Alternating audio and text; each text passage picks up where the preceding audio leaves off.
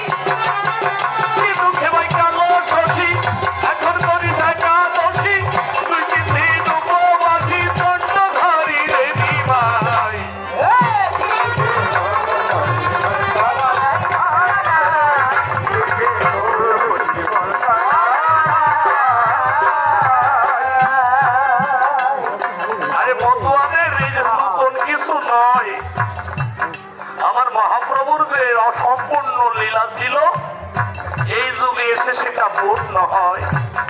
এই যে মতুয়াদের যে হাতে যে ছোটা থাকে মহাপ্রভুর হাতে যে দণ্ড ছিল সন্ন্যাসীর দণ্ড, দণ্ড ভাঙার ঘাট আছে না, ওই দণ্ড ভাঙার ঘাটে আমি বলি আপনাদের নিকটে যখন অবধূত নিতাই ওই দণ্ড ভেঙে ফেলে তখন মহাপ্রভু ডাক দিয়ে বলে অবধূতে কি করলে? বলছে প্রভু দুঃখ নাই, আগামী দিনে এই যে দণ্ড হয়ে খণ্ড খণ্ড তোমার ভক্তের হাতে শোভা পাবে।